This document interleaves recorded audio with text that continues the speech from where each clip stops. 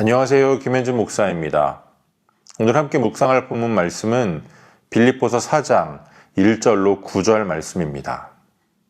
많은 사람이 기쁨과 평강을 단순한 감정으로 생각합니다. 하지만 바울은 감옥에 갇힌 상태에서도 분명하게 명령합니다. 주 안에서 항상 기뻐하라.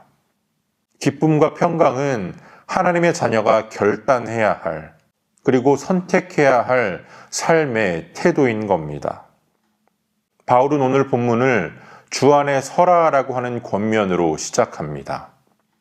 이 권면은 믿음에서 흔들리지 말라고 하는 권면입니다. 그러면서 바울은 유오디아와 순두개를 권하는데요. 이 두 사람은 빌립보 교회 안의 여성 리더들이었습니다. 그들은 바울과 함께 복음에 힘쓰던 자들이었습니다. 하지만 어떤 연유에서인지 둘 사이에 갈등이 있었고, 바울은 그러한 그들을 향하여 주 안에서 같은 마음을 품으라 이렇게 권면합니다. 교회 안에서 여러 가지 사역들을 감당하다 보면 인간적으로 부딪히기가 쉽습니다. 각자 살아온 삶의 경험이 다르고 생각이 다르기 때문입니다. 그래서 우리는 주 안에서 같은 마음을 품어야 합니다.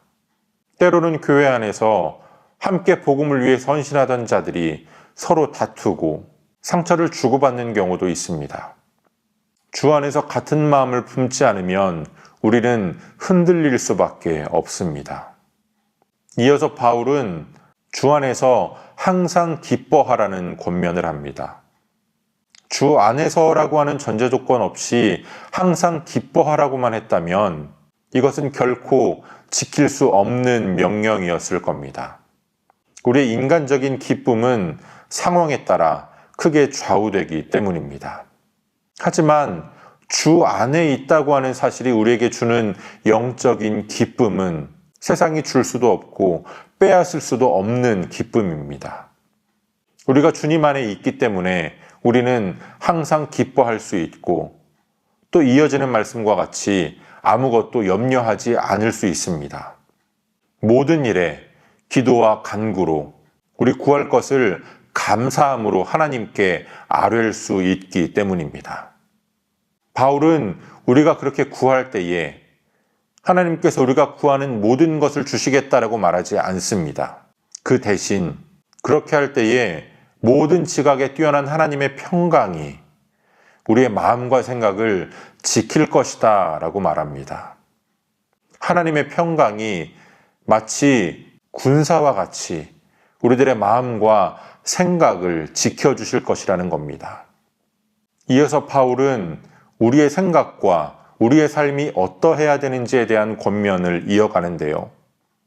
참되고 경건하고 의롭고 거룩하고 칭찬받을 만한 것들이 있다면 그것들을 생각하라는 겁니다. 그냥 머릿속에 상기하라는 의미가 아닙니다. 깊이 숙고하라는 겁니다. 그리고 단지 생각하는 것에서, 숙고하는 것에서 끝나서는 안 됩니다. 9절에서 권면하듯이 나에게 배우고 받고 듣고 본 바를 행해야 합니다. 믿음은 들음에서 납니다. 하지만 들음은 반드시 행함의 열매를 맺어야 합니다. 믿음은 우리가 믿는 바를 살아내는 겁니다. 마치 하나님께 받은 약속을 가지고 어디로 가야 할 바도 알지 못한 채 길을 떠났던 아브라함처럼 우리는 믿는 바를 실천해야 합니다. 그때 평강의 하나님께서 우리와 함께 하실 것이라고 말씀합니다. 오늘 저와 여러분들이 교회 안에서 모든 사역자들과 더불어 또 모든 성도들과 더불어 주 안에서 같은 마음을 품기를 원합니다. 만약 내가 교회 안에서 열정을 가지고 열심을 내고 있는데 누군가와 부딪히고 서로 상처를 주고받고 있다면 나의 열심이, 나의 열정이 하나님의 뜻을 앞서고 있지는 않은지 돌아볼 수 있어야 합니다.